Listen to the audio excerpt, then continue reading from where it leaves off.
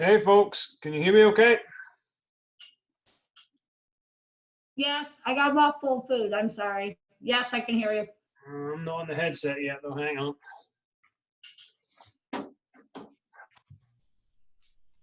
Any better? Yes, we can hear you.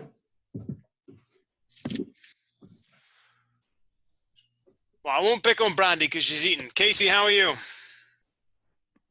I'm doing well. It's been a long day already, but that's okay. You had a final already today? No, I'm just lazy. I'm at a better time of day at least than normal for you. No, this is nice. I'm glad I'm not having to be awake at 8, but I still woke up relatively early-ish. So that's right, because you're back on Knoxville time now. So it's not been class at 7 for weeks. No, yeah, that wasn't working. Well, we'll give them a few minutes. I'm hoping we'll get a few more. There was 3 people that had sent out a message saying that they had to work during this period and were wanting to know if you'd be able to record it. It should be recording. Mani emailed me and asked me to record it. Who the other 2 are who didn't suggest to me recording it, I don't know, but there we go. But Mani asked me to record it, so I've got it running. Okay. Which means, Brandy, that your mouthful of food will be up on YouTube for the whole class to enjoy. Great. Okay, I see Grace joining, so we'll give them a few more minutes. You guys hopefully saw your coursework grades and comments. No takers.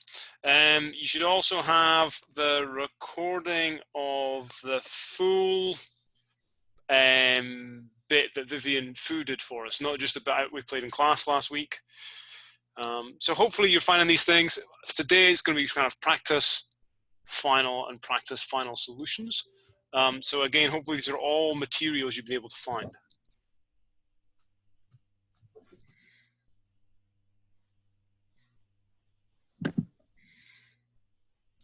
We'll give it a few more minutes. They're coming in.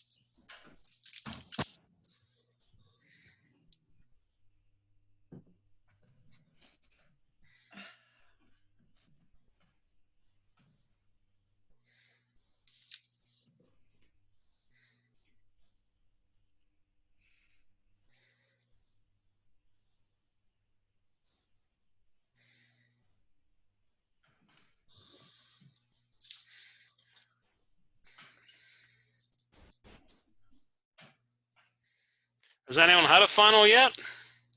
Or we're still in study day? I have a chemistry one. How'd it go? It went really well. It wasn't too bad. Suitable for doing remotely? Yeah, they're having to offer like a lot of extra credit because we don't get partial credit on answers anymore. So I think that's helping a lot of people. They could probably just increase the grading scale and still do partial. If that's a technology thing, that seems fixable. Maybe it's because they can't see your solutions. Yeah, they made all the questions like multiple choice. So I don't know if it's just they don't want to grade that many people's online. I don't really know why they. Some of it will be tech. It is tricky to feed the online systems things that let you sort of show math working. What about anyone Yeah. else? Anyone else at a final? No, but I did have a final paper that counted as a final grade and a final quiz. So I'm done with 2 classes. That was kind of nice. Am I the last? No, I have 2 more finals to do besides yours.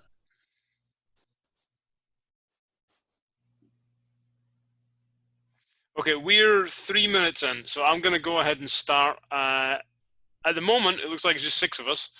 I'm hoping we see some more. You guys should know by students' request, I am recording and I will be sticking this up on YouTube as we've been doing with the classes. Hopefully you guys will be able to find those. I haven't been in and checked. Hyunsuk's supposed to be providing it all to you. Have people been able to get to them? Yes. So we'll put this up there as well. Okay, so various kind of just admin-y bits first of all. So coursework, you guys should be able to see your scores. You should get an individual comment from me on your script. So if you haven't had a chance to look, that should be up there for you. I think Hyunsuk will have put it up this morning. Generally, it was done really well. I was impressed. I saw an interesting range of analyses about many aspects of protected areas. And as I say, people seemed to do good, very good, or better. So it was great to see. That means the last bit of assessment left for the course is the final. It is about 20% of your overall score. So that coursework is 25%. I say it's about 20% because what I'm going to do is I'm going to pour together the 2 midterms and the final, and all together it's 40%. And the final's basically 2 midterms. It's off by about a point or something. So it's almost exactly 20%. Think about how to use what time you've set aside this week for review, and what things will help you. Obviously, you've got a lot of materials and resources. Hyunsuk is going to do a set of office hours Thursday 3 to 4. So that's another possibility. And I said to you guys, one of the comments I got around midterm 2 time was that while the midterm worked, the one thing that people really missed was the opportunity to form sort of study groups and things that in-person provided. There's no reason that has to go away, right? So you've got time just now, there's enough of you on, if people want to reach out and make connections so that there's some kind of shared study environment, albeit online, I encourage you to go ahead and do that. We will open the final on, I think it'll come on at like Friday at midnight. So, 1 minute after midnight on Friday morning. And we will leave it open until Monday at midnight. So it's going to be open for 4 days, as we've kind of talked about. That's to let us have this review time and run sessions like this, and also to give us time on the back end in case we've got to do any troubleshooting for anyone. That can take a little bit of time to sort out and things. The final will give you 2 hours. So think about how to manage time. One comment people had is that when they were taking it, they didn't, the midterm, they didn't necessarily have a good means to check how close they were, how long they've been going. So the first thing I would do, I'd have a watch nearby, or I'd have a clock on the computer I could use, and I'd write down the minute I opened that final and the minute I expected that final to close, because it will be open for you for 2 hours. Instead of having people tell me afterwards, well, I didn't really know how many minutes I had left, so I kind of hurried. There's no reason for that. So manage your time in there. With a 2 hour exam, the chance to get time management wrong is quite a bit, there's quite a lot more scope for slipping like that. In making it 2 hours, I've expanded the time over what I would normally have assigned for an exam of this length, and that is based on feedback from you guys at midterm 2 that working online and kind of doing the elimination and stuff takes a little bit longer. So I've given more time for that reason. It will be open book, because I cannot ensure a closed book environment for you. So the only fair thing to do in that situation is just to say it's open book for everybody. So again, think about how, if I'm giving you a timed exam that's open book, what resources do you need to have? How are you going to set yourself up to take this examination? You know what it's going to look like. It's going to have a multiple choice section, a multiple answer section with the usual answer combinations: A, 1, 2, and 3 only; B, 1 and 3 only; C, 2 and 4 only; D, 4 only. All the things you're used to. And it will include the don't know option to help you keep your, no, I don't know if it's got don't know or not, because we're not doing Scantrons. So I don't know if he's got don't know in there. Shouldn't matter this time. Think about what you need to have to take it. So think about, do you need to have scrap paper nearby? Do you need to have a calculator that's separate from the screen you're working on? In terms of resources, so you've got the practice final. We're going to go through that in a second. You've got the practice test from midterm 2. You've still got midterm 2 up there and things. You've got the practice test from midterm 1. You've got other sort of question like homework like material we've given you along the way. So there should be plenty to look through. One thing I would encourage is to, if you do the practice final in the online system, not just from the perspective of practicing content, but also thinking about how the exam is going to go and what you guys might need to have. So if you go into the online system and you can't see the figures, then try a different browser. See if you can see them in a different browser. If you still can't see the figures, you maybe want to reach out to us and say, hey guys, I'm not seeing this exam. I don't understand what's going on. Think ahead of time about connectivity. So where are you and where and when are you going to take a 2-hour exam and get relatively stable connectivity? You don't want to do it if your roommate is streaming some movie at the same time. What I haven't done, one problem we're going to find is that I don't see the same interface you guys see in Canvas. So I don't get to see just what you guys face when you take this test. One thing you could try and do with a practice test is crash out of it.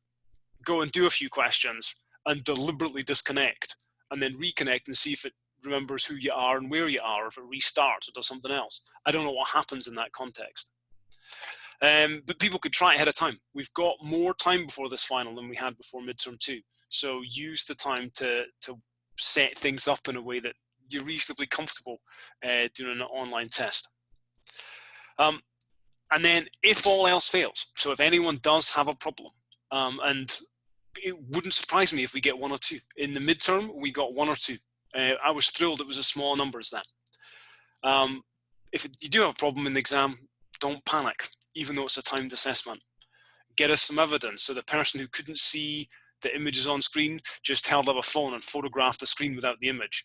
That was pretty compelling evidence. The person whose connectivity dumped them out of the exam, we could see inside Canvas that they stopped at the time they told us they stopped.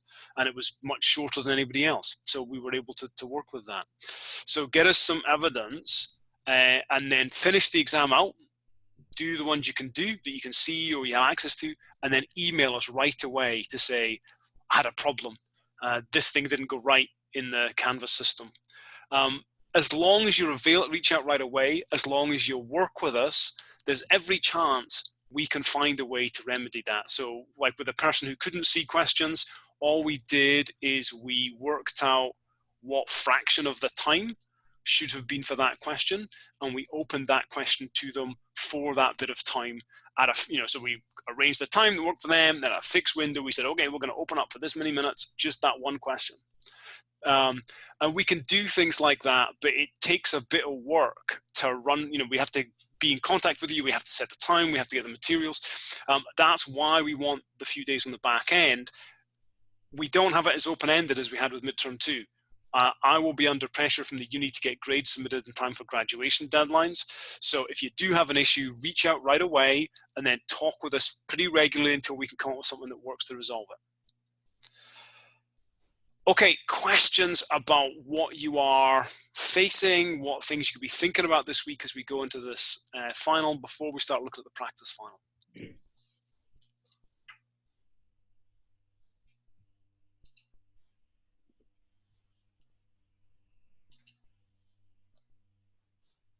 No one?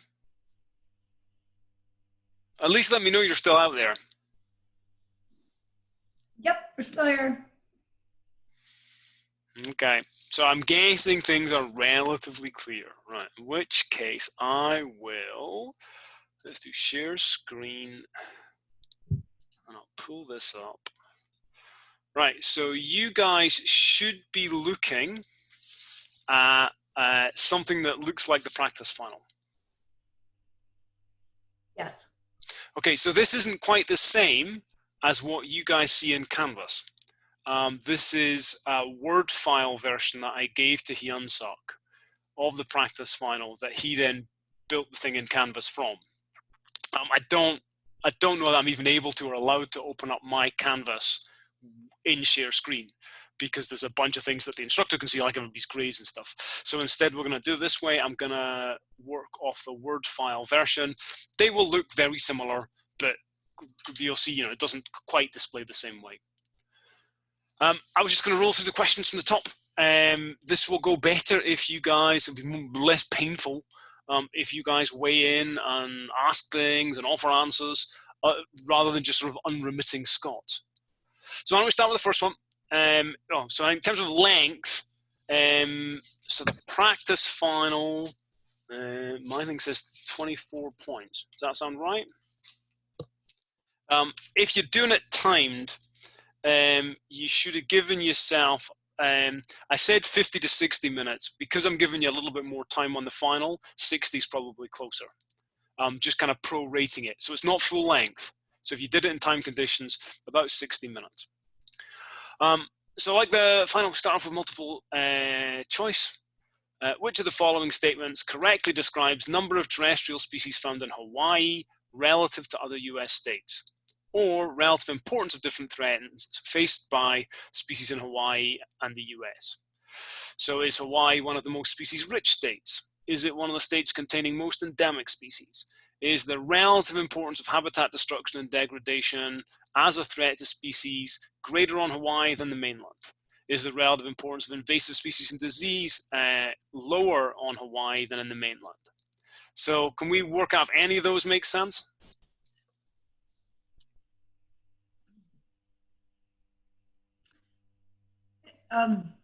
Containing the most endemic species. Yeah, so answer B. That one, answer B. It's got most endemic species. Okay, Okay. Comment down, yeah, go. Yeah, I have a comment on that one. I did get that one correct on the practice test, but I did have a hard time between choosing the correct answer and then like the third choice, the relative importance of habitat destruction and degradation. Yeah. So these two are sort of flipped, right? If this answer here said invasive species and disease on Hawaii are disproportionately problematic. So you can tell by the way, I mean, again, you can kind of see it in the wording, that this one is habitat destruction more of a problem in Hawaii than the mainland. No, invasive species and disease less. So if it's that word there, if that were flipped, we'd have a conflict in the answers. Okay, perfect. Thank you. But it does mean that you need to look at the answer combinations carefully. I mean, you guys should be used to me by now. If I've done my job, these should all look plausible. They shouldn't look completely ridiculous. Okay, this one. And then this one, I'm not sure how well this displayed. Is this kind of R average notation, which I was trying to make sure it looked like in your reading. So this is a figure from the Simberloff reading that you guys had a look at in the Sutherland book, right? And then we've got a figure talking about demographic stochasticity and environmental stochasticity. And we're asked which of the following results is described by things in the figure. So how about we do some elimination? Can you get rid of any of these?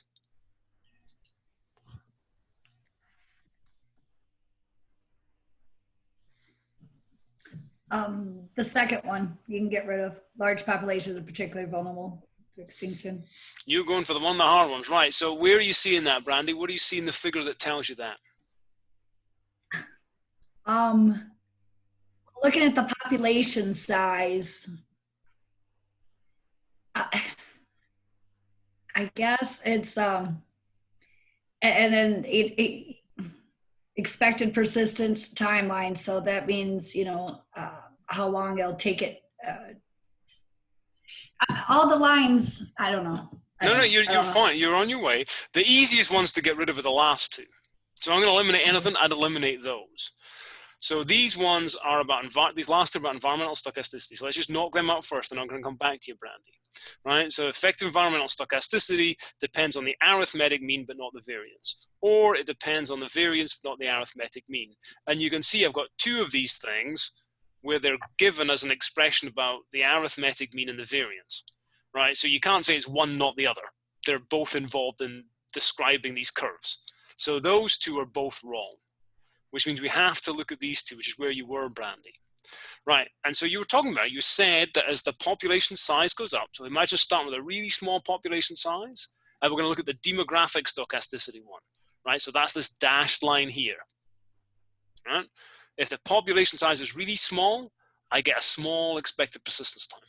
As the population size starts to increase, the expected persistence time is getting longer and longer and really long and a little bit bigger and a super long persistence time.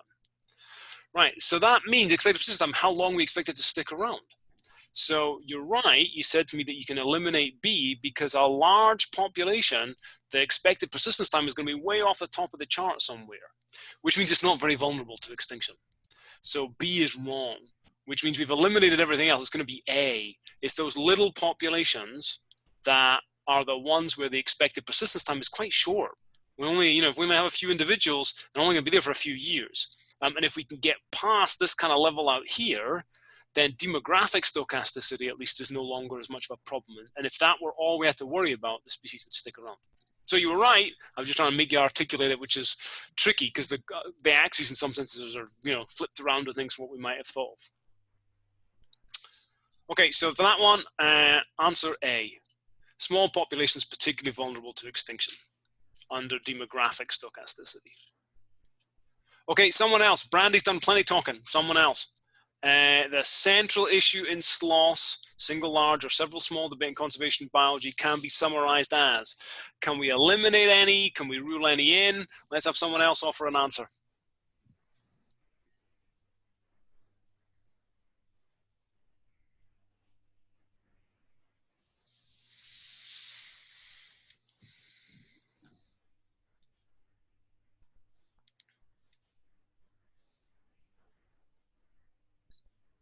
Don't be shy. I can see you guys out there.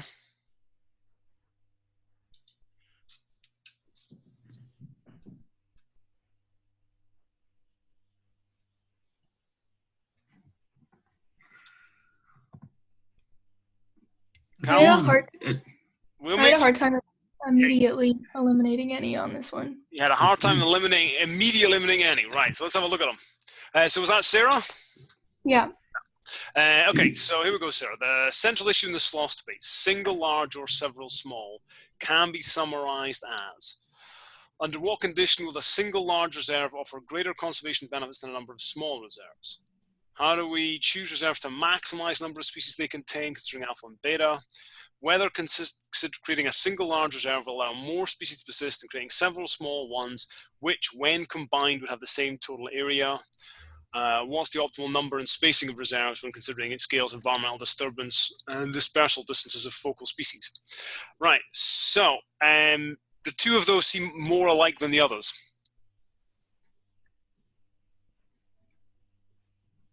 Stay unmuted, Sarah. Stay with it. Which two seem most alike in there? C and A, maybe? I like that too. C and A seem awfully alike. Right, so what differentiates C and A, Sarah? C has extra information on the fact that they have the same total area. Yeah, and so these things kind of say the same thing. This is a bit more specific. That it's not just one big protected area and a bunch of little ones. You're right. What differentiates them, Sarah, is this, that we have to control for the area, right? Because if we're not like we're going to say, does the Smoky Mountains National Park, which is one large reserve, contain more species than IAMS, Seven Islands, and something else next door, which might in aggregate, be an awful lot smaller, right? That wouldn't be a fair comparison. So we need that control statement. So that's already given you a pretty big clue that C is the correct answer. It's like A, and if you were in a hurry, you might pick A, but it's been refined to control for area. These other ones, so alpha and beta diversity affect this outcome. The scales of environmental disturbance and dispersal distances potentially affect this outcome. So those are arguments that are kind of relevant to SLOS, but it's not sort of the central debate. The central debate's better stated as this thing here. These are things that would make one better than the other. One thing with SLOS is it says nothing about maximizing. It's a kind of a discrete comparison. It's either single large or it's several small. It's not what we tend to do more often nowadays, which is kind of go across the landscape with a computer algorithm and try and optimize what's the very best places, whether they're big or small. So answer C. But you were right in zooming in that the wording looked pretty similar with more specificity here. And you guys know me by now, I'll be after specificity. Does that make sense, Sarah? Yeah. Thank you. All right, down we come. So that one was C. Question 4. So Brandy and Sarah got in before it got too yucky. The Dan Simbolov one was pretty yucky. This one is pretty yucky. Populations of the checker spot butterfly, Euphydrius editha, behave as metapopulations. Local populations on patches of its wildflower host frequently go extinct and rely on recolonization from other patches nearby. Look at all the British spellings. You guys have got to enjoy that. Lots of S's instead of Z's. A computer model estimated the probability of persistence of a metapopulation as a function of the average distance between host plants, giving this weird thing: mean distance, probability of persistence. Right, and we have to try and explain what could give rise to that kind of pattern, this kind of hump shape. Could it be that patches of host plant need to be far enough apart that they experience contrasting environmental conditions? Could it be they need to be close enough together that butterflies can successfully disperse between them? Could it be both of those things, far enough apart and yet close enough together? Or could it be none of the above? Make any sense with a prediction like that? So Brandy and Sarah Roth are off the hook. Someone else has to offer me answers and talk with me on this one. Yeah, this kind of confused me because I couldn't really understand what was happening. So I think I selected B, something like that. So Michael thinks D. Do we have any other offers? Someone else was about to come in. There was. I think it's C. Okay, do you want to explain why you think C? Because if you look at the graph, the probability of the butterflies persisting is not incredibly close to 0, but it's also not, like, there is that hump that goes up. So if there was, it seems like there needs to be a little bit of distance, but not too much distance. Okay, so Grace is trying to nudge you towards C, Michael. So thank you both for chiming in. Let me see if I can walk you through why we might want to buy into Grace's answer here. Right, so if we look at this, let's see what answer A would give us. So to imagine what the picture would look like if it were A. Patches of host plant need to be far enough apart that they experience contrasting environmental conditions for the butterfly to persist. If that were true, we would expect persistence to go up if the distance went up. So we would expect that the further apart they are, somehow, probability of persistence would increase. This one, answer B, patches of host plant need to be close enough together that butterflies can successfully disperse between them. Then what we'd expect is the further apart they are, we would expect the probability of persistence to decrease. So this one would give me an increasing trend. This one would give me a decreasing trend. So we know it's not going to be A or B. We're then thinking about, well, what would happen if we somehow combined answer A, wanting that increasing trend, with answer B, wanting a decreasing trend, that both of those things have to apply. That could then give you, goes up for a while that this bit dominates, but then starts to come back down because this bit dominates. So answer C would be consistent with this kind of unimodal thing. So you get some of the increase that this bit of the answer wanted, and you get some of the decrease that this bit of the answer wanted. It would take something that complicated to give us a unimodal answer like that. Does that make sense, Michael? Yeah. Grace, how'd I do? You explained it better than I did, so. Okay, let's roll down. Right, so answer 5. So answer 5 might depend, you might not like question 5, depending on when you took the practice final. So I shot Hyunsuk an email this afternoon to say, I think you've coded the answer incorrectly for answer 5. So if someone's got answer 5 and they're like, what's going on? I'm hoping Hyunsuk has updated what he's got in the Canvas system. Right, of petroleum entering the sea, the correct answer is this one. Most comes from diffuse sources. Runoff from paved areas, boats, with occasional large spills only accounting for a reasonably small fraction, about 15%. That's what the answer should be. When I went on earlier today, the answer was coded as C, which I'd also asked be more specific. I'd asked that say the Deepwater Horizon spill. And answer C is not correct. We've seen bigger spills than that before. The Gulf War would be a very obvious one. And so the correct answer here is answer B. It's a straight kind of factual recall question. And I don't know, from you guys who will experience this, I don't know what it means to have factual recall questions in an open book exam. It's like, who can Google fast enough? Who can go through the notes quick enough? I'm hoping it means that you're going to have ordered revision notes. That might be enough. So the person with the binder full of colorful tabs who can find things quickly, perhaps, is going to be the winner on questions like that. But that's a straight back question from the lecture. The correct answer is answer B. Any questions on that one? Other than, man, you guys coded it wrong.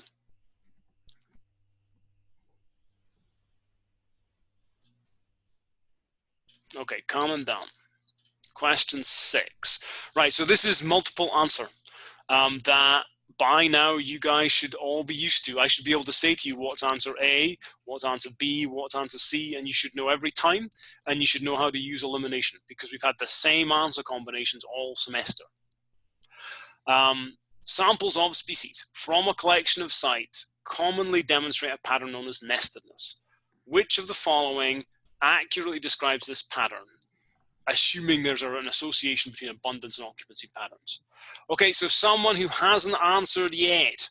So Casey, Aoife, Sarah Chain, you guys are coming into view now. Someone who hasn't answered yet, work with me on this one. Well, you can start by looking at 3 and 4 and knowing that you have to eliminate at least one of them. Mm-hmm. And I would prefer to eliminate 4 from that one. Okay, so Casey wants to eliminate answer 4.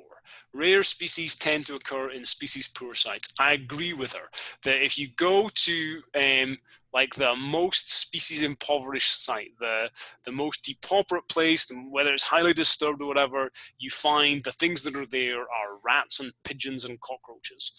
Things that occur everywhere. It's not the super rare stuff. The super rare stuff tends to occur in your best sites. So rarer species tend to occur in the most species rich sites, the very best places. So I'm with you on that one, Casey. So if 3 is true, what does that mean for my answer combinations? Then you know you have to have 1 as well.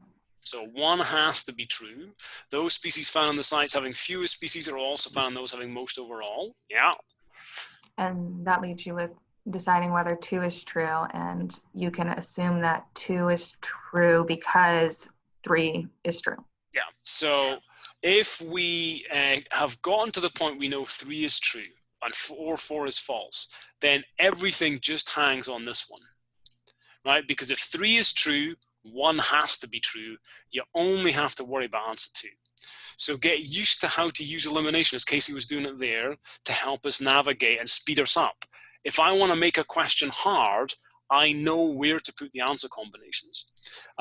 This is probably on the practice final because by this point it's like questions Paul didn't really trust. because it was too hard to get the answers different enough and get them into combination places. So learn how to use elimination, but I'm with Casey on this one. This one is 1, 2, and 3 only. Answer A. Okay, calming down. Well, we can probably even think about that. Let's look at question 7.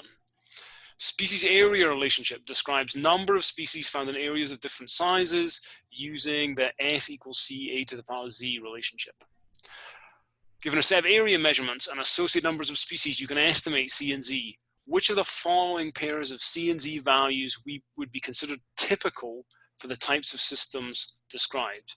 And we've been given some that are nested continental areas, some that are nature reserves of varying sizes, an island chain.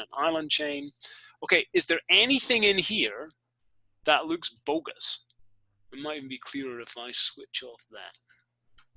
Go on. Anything in here look bogus?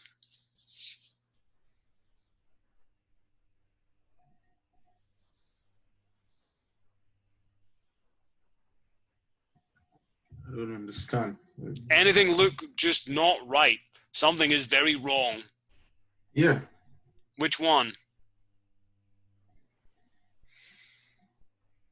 I mean, I don't understand how to approach Look carefully at the numbers.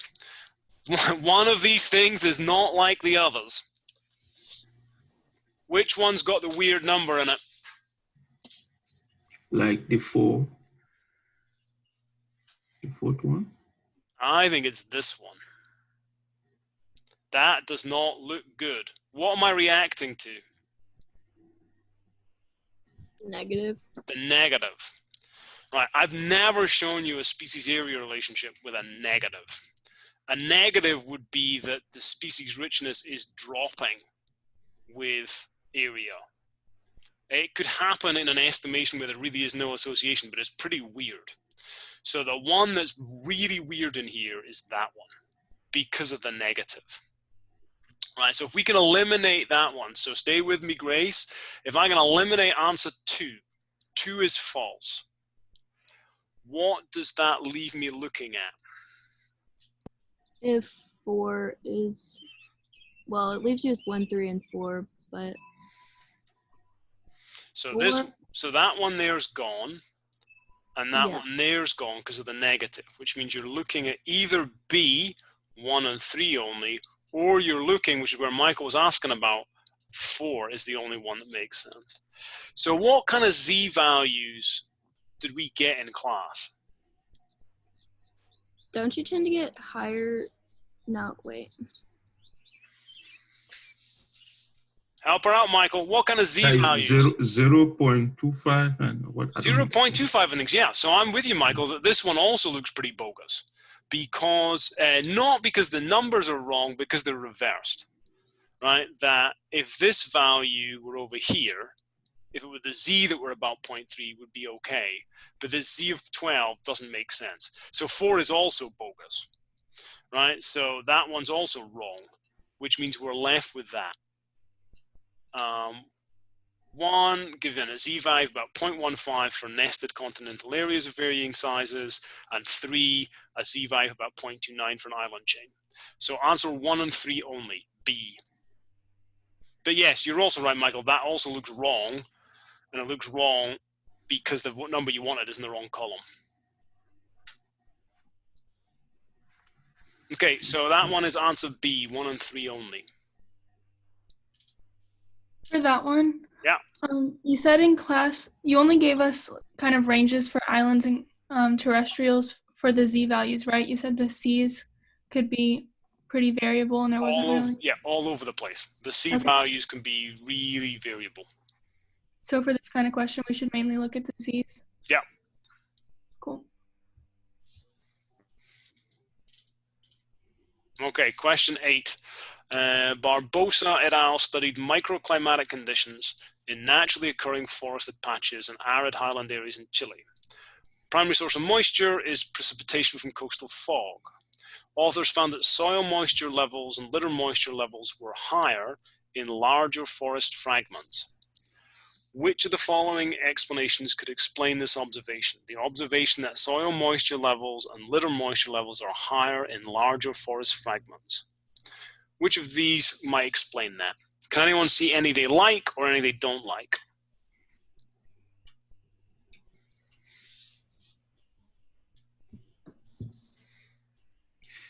There is greater urbanization near the large forest patch. I liked number 3. So Brandy likes 3.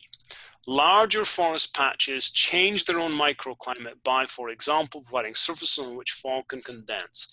Would that be consistent with soil moisture a little bit higher in larger forest fragments? Yes. If large fragments can change the microclimate, then that would be consistent. So 3 is true, which means we only have to worry.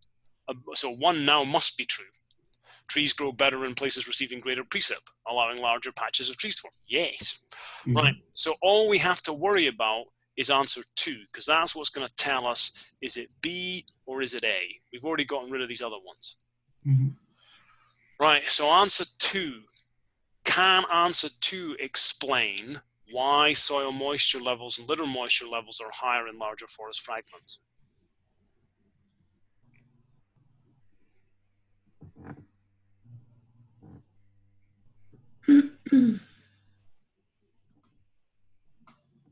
I don't think.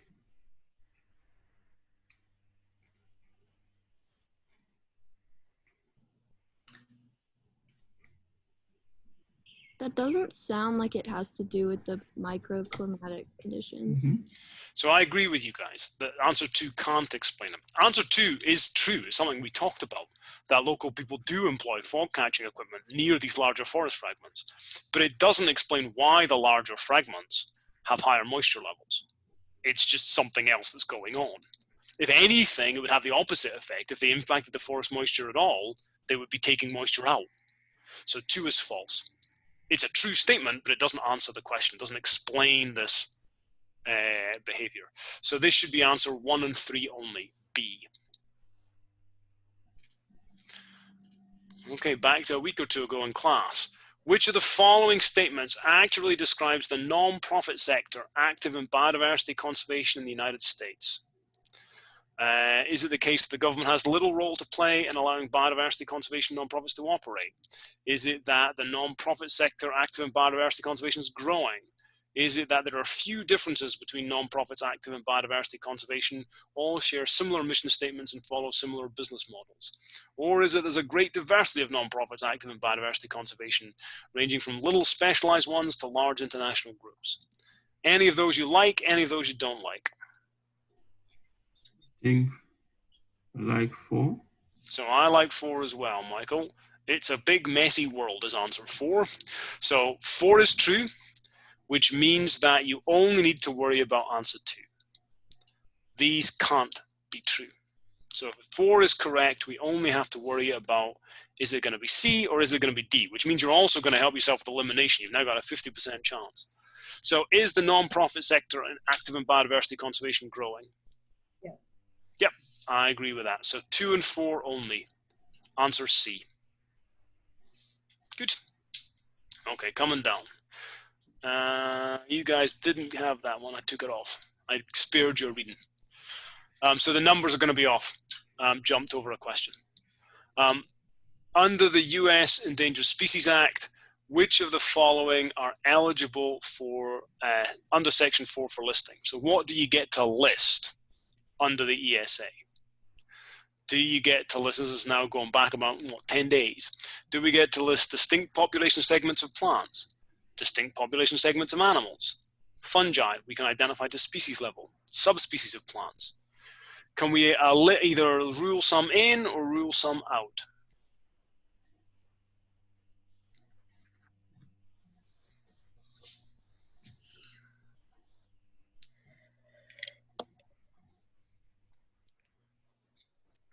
You can rule out 1. We can rule out 1. You can't have distinct population segments of plants. Correct. Stay with me, Sarah.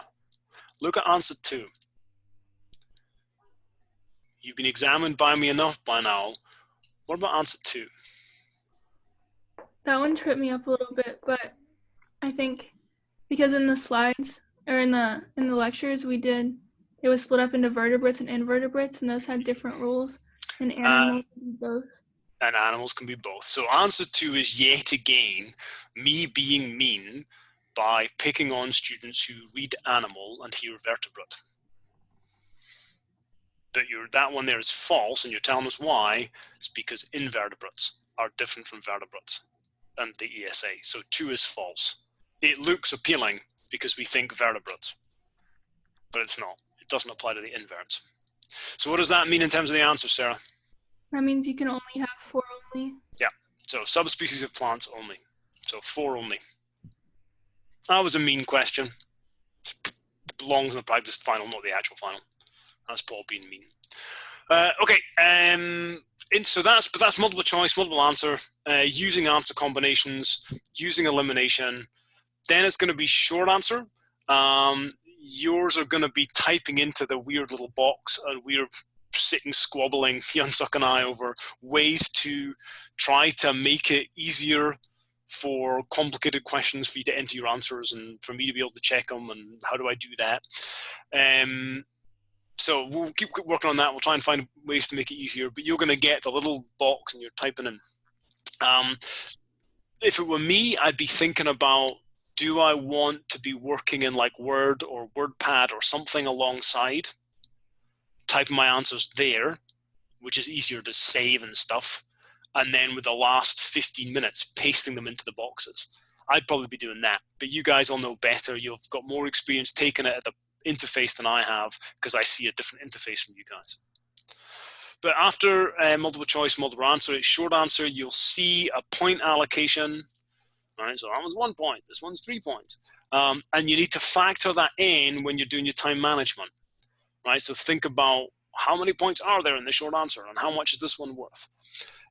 As we've talked about before, I prefer it when it's really clear cut. And I can just say, okay, this many for that answer. And this, sometimes I have to be a little bit more impressionistic when grading short answer. It's not something I'm able to avoid. And so just get used to that.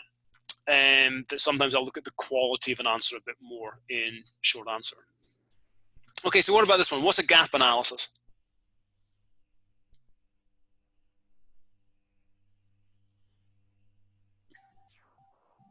I think it's an assessment of what is to be conserved. All right, sort of. So if you read the question, it's to evaluate effectiveness of a protected area network, investigators conducted a gap analysis. All right, and so Michael's suggestions is about what should be conserved. Can we help refine that a bit?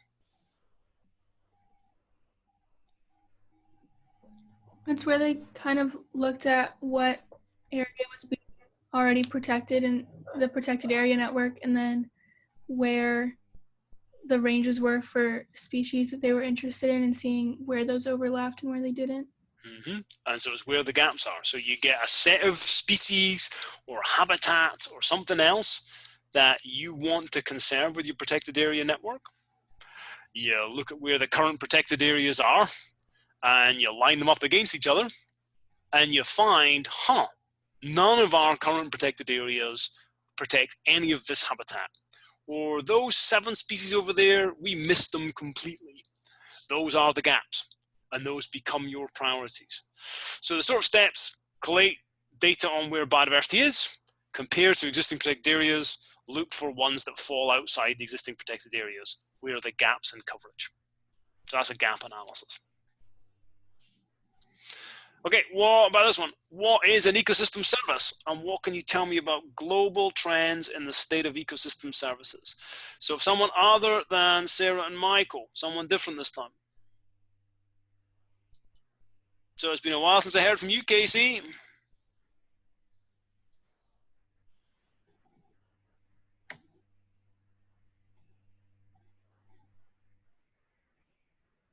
Others can bail her out. What's an ecosystem service? That's an easy one.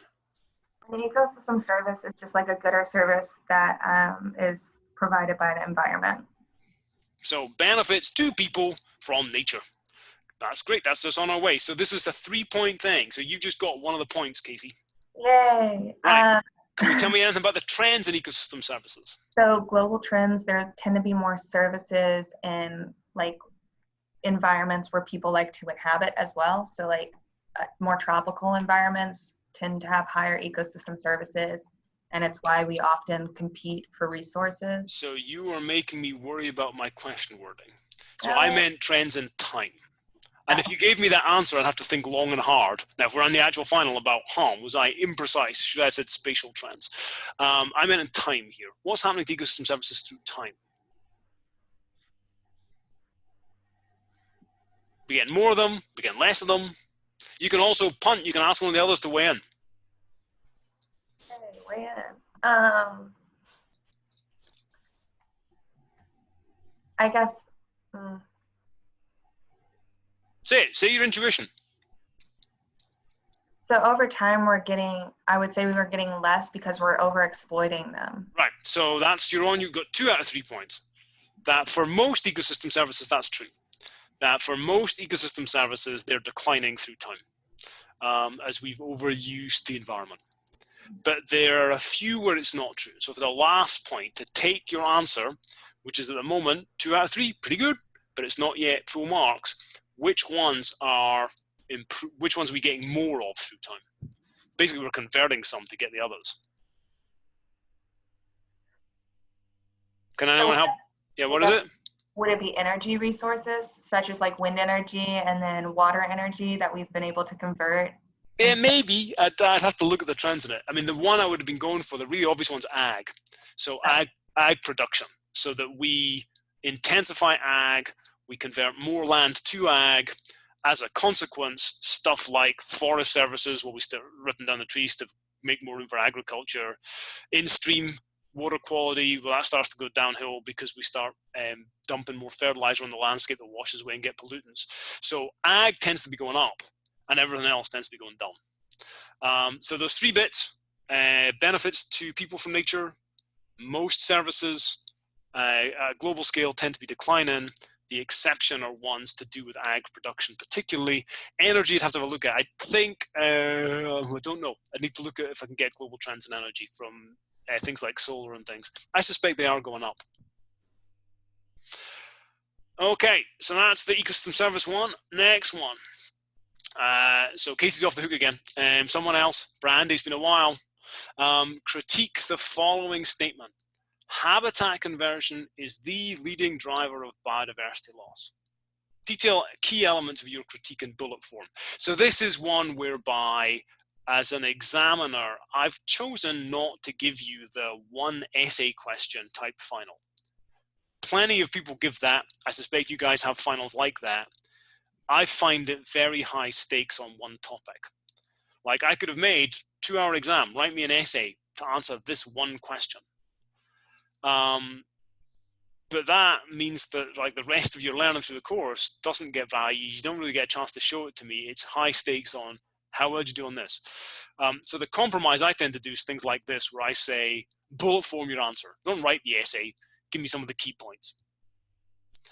So, Brandy, you want to have a go? Can you offer me any responses on habitat conversion is the leading driver of biodiversity loss? Is it currently the leading driver of biodiversity? I like that. So there's a point that currently, yes, it is currently the leading driver. Now the leading cause for biodiversity loss, but it depends on the area, where it's at. So what do you mean by where it's at? It's happened in the past. Mm-hmm. So that's another point. So a separate point here would be that these things look different in the past. So like that. And then like that question, that the very first question that we had on the practice test with, like, Hawaii being endemic species, we talked about it a little bit there, that invasive species is more detrimental to, like, endemic areas like Hawaii than the habitat conversions. Right, you'd be getting all the points on this one. So yes, yes, if you do kind of global aggregate trends currently, then habitat conversion is the leading driver of biodiversity loss. But that's not always been true. If you go back in time, other things were more important, and it depends where you look. So if you look at islands, like Brandy's suggesting, like Hawaii, then other things are more important. If you look at marine systems, fishing is more important. So it depends on what kind of system you look at. That would be enough for the 3 points. A fourth bullet that someone might have, as well as or instead, is that threats tend to operate synergistically. So you don't just have invasives or habitat loss, you tend to get some combo of the two. But 3 out of 4 of those, that'll get you your full points in the question. Great answer. Okay. You attend a seminar in which the speaker criticizes the ESA for missing the point because it only protects endangered species and conveys no protection to habitat, which is a more important focus of the conservation movement. Is the speaker's interpretation of the Act correct? Who wants to have a go at that one? I would start by saying it's not a correct interpretation, because where the Endangered Species Act focuses on like a specific species, it uses that species to also protect the habitat that it's reliant on. Can you tell me a little bit more about how? Can you give me any specifics on how? I would have to do more research into the exact article, because I know that there was an article that you were talking about in the Endangered Species Act that extends protection. So your answer's right, Casey. I'd probably be looking for a bit of detailing to get you. I'd probably give you half a point for that, and I'd be looking for some for example statement to bump it up to 100% on the question. And there's a bunch of places you could go. So you could go to the initial wording, the goal of the Act itself talks about ecosystems, or you could go to the fact people can designate critical habitat when they list a species, or that their recovery funding is to conserve their habitats, or the definition of a taking includes damaging their habitats. So anything like that gives you a little bit more detailing on the wording of the Act or aspects of the Act, that would take your answer and bump it up to 100%. This is where I get a bit more impressionistic. So you're right. I'm just looking for a bit of detailing in the response. Okay. In the reading from the Craven and Marvier textbook, the authors discuss a matrix population model for endangered orangutans of the following form. N1A, got the multiplying matrix, time T, so this is like 2000 and 2001, where N1 is the abundance of age 1 individuals and NA is the abundance of adults. T is the time step. Use the model to predict the number of age 1 adult orangutans next year if a reintroduction program released 100 adults into a habitat where they'd previously been present, but then were extirpated. All right, so how do we do that? What we're going to do, I'm going to jump to here to make it something we can look at. So if this were my sheet of paper, I'd be alongside. I've got the matrix copied down. I want to see what happens if I introduce 100 adults into the habitat. So how many would I have next year if it's 100 adults? The adults are down here. So I've not been able to give you a matrix-like bracket quickly in Word, but you can imagine that's like a single big bracket. So I introduce 100 adults, no juveniles. How many do I get next year? All right, so how do I do this matrix multiplying? Who can remember? So you take the row. Keep going, Michael. Take the first row. And multiply by the column. Right, so then I pick that up. And so you guys, I want to see, I don't get to see you take this test. Normally in one of my tests, I see people doing this. And that's what I want to see. So when you are sitting at home doing this thing or wherever you're taking that, I want to see you doing that to get a matrix multiplying question. So as Michael's telling me, I'm going to pick up the first row and I'm going to spin it around. I'm going to drop it on the column. So I'm going to drop it on these numbers here. All right, I'm going to spin that around, drop on here. The 0 multiplies the 0. The 0.021 multiplies the 100. I add the answers together, and what do I get? 2.1. Yeah, 2.1. Okay, what do I do next, Michael? Take the lower row. Right, so bottom row. next I take the bottom row, and what do I do with it? Do the same operation. Yeah, so I pick up the bottom row, I spin it around, I drop it on the column. The 0.94 hits the 0. The 0.995 hits the 100. I multiply the numbers together, so 0 times 0.94 plus 0.995 times 100. So I add whatever I get from the multiplying, and what's my answer from that, Michael? 99.5. 99.5. So that is my answer in terms of what I expect to be there next year if I introduce these 100 adults. So I get some offspring, but I get a little bit of mortality. Now, you'll notice the numbers are wacky, right? Since when do we want to talk about 0.1 of an orangutan or half an orangutan? What's going on is that this is modeling the average behavior if we did this lots of times, or we did this in lots of places, which is why we get these sort of decimal points involved. But for you guys, what would I expect next time? I would expect 2.1 juveniles on average and 99.5 adults on average. That gets you a point. Well done. Okay. Thank you, Michael. Someone else. What's eutrophication? And what problems does eutrophication pose for marine biodiversity and estuarine systems? What's eutrophication?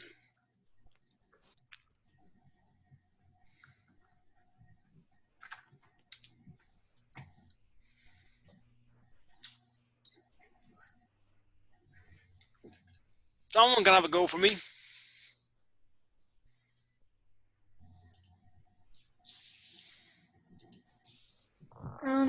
It's when there's there's extra nutrients or minerals in the water, and then more algae grows.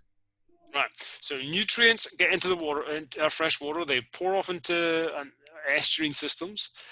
They trigger algal growth, so we get a bloom of algae. Then what, Sarah? Then that changes the water chemistry and blocks out light that the organisms that live underneath the algae might need. So light's part of it. There's something else that this hits as well. What else does it hit? Oxygen. Right. How does it hit the oxygen? Because the algae is taking up all the oxygen. So it's not that they're taking it up. They're producing oxygen. It's that they die. Right. And so when they die, they sink. And then they decompose, masses and masses of algae decomposing in shallow water. And it's that process that takes up the oxygen. And so we lose the oxygen.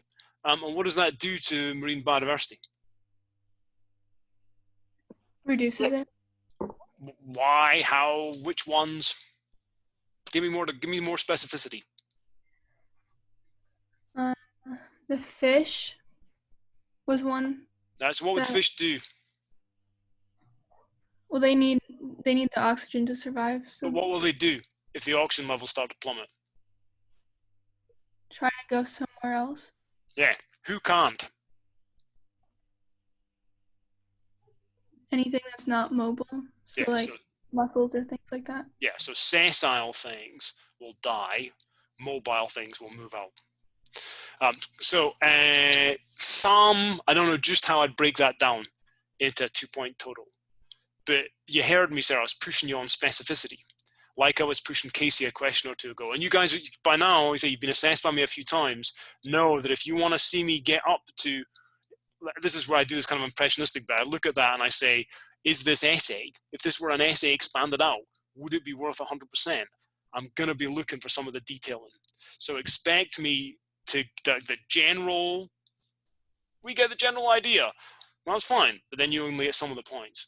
And if you want all the points, I'm going to look for that little bit of detailing in there as well. Good. Okay, Dan Simbeloff. Right, So you guys know Dan. This was Dan back in the day. So this was not invasives. This was Dan on Island Biogeography in the heyday of experimental ecology. This is Dan Simbeloff chainsawing islands in half. Right, so an experimental test of habitat area on species richness, Simbeloff exhaustively surveyed arthropods on small mangrove islands off the Florida coast. He then removed part of the island, so that is what it sounds like. He went out with a chainsaw, and he chainsawed half the island and carved it off, and resurveyed them, leaving one control site unperturbed. He then repeated the exercise a third time, leaving an additional control site unperturbed. The result of the experiment are shown below. Small squares represent each survey. Lines connect surveys conducted on the same islands at the start of the experiment and after each perturbation. All right, so in terms of getting ready for me, you will be used to by now that in these exams I'll have interpret the graph type questions. So this is an interpret the graph type question. If we look, we've got area on this axis, number of species on this axis, area is actually on a log scale. Number of species, though, is on a regular scale. Okay, and so here are our points. So what do the sloping line segments represent? What do the vertical line segments represent? What do we conclude about the impact of habitat area on species richness?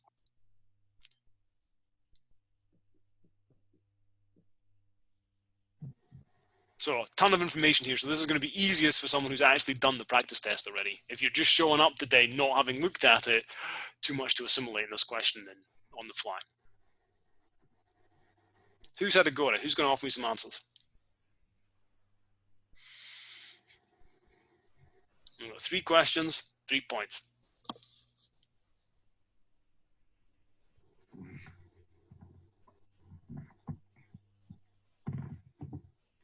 Well, the sloping lines represent a gradual or, a decline in species richness as comparison to the smaller size of the island areas. Yeah, so this is Dan's, it's not gradual, this is Dan's treatment. He reduced the size of a given island. So he took this island from about 1,000 meters squared down to what looks like about 350 meters squared with his chainsaw.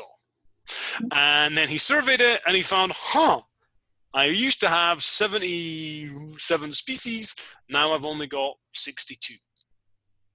Right, so you're right, Brandy, that the sloping lines are the reduction in species richness as a consequence of the reduction of area, which is an experimental treatment.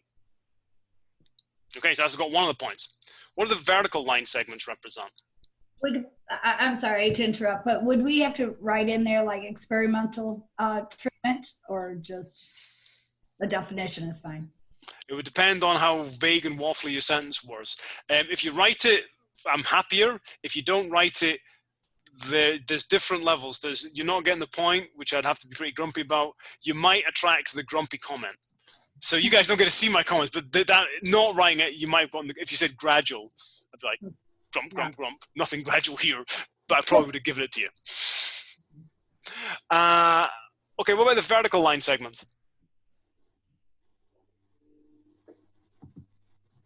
The vertical would be your controls. Vertical would be the controls. I like it. So he didn't change the area of these ones.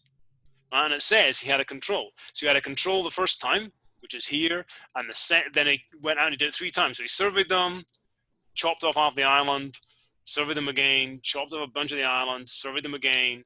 And it said for one of the islands, he did a big removal, and then he added it, left it alone on that last time. So that's the second control as well. So you're right, Casey. The vertical bits are the controls that didn't change size of the island. Did they change anything else, Casey? Can you say that one more time? What? So they didn't change. He didn't change the size of those islands. Did anything about those islands change? It doesn't look like the species did change, like the quantity of species, but that's the natural. Yeah, so that's picking up the kind of the natural variation in species numbers. So there is vertical because he's not changing the area, but there's some movement in species numbers. Good. Right, so let's take the 2 things. The reduction in area and its effect on species, and then look also at the islands that didn't change size and the change in the species numbers there, what do we conclude about the impact of habitat area on species richness? There's a correlation between the amount of area and the amount of species there. Yeah, I'd probably want you to tell me it was positive or there's some positive association, because correlations can be negative. But yes, the bigger the island is, the more species it's got, and this is a treatment showing if you reduce the area, you'll lose the species. So it is a causal association that's going on. That'll get you 3 points. Again, I'd be pushing a bit on the wording, and I'd be more likely with this one to have the pen out writing grumpy words than I would take points off. Okay, that's what we had for the practice test. Practice final. Questions on it, things you want to talk about, exam strategies you want to ask me about or share with each other. Could you go over the matrix question again and more about not how to do the math, but how to do the like conclusion that you draw from it?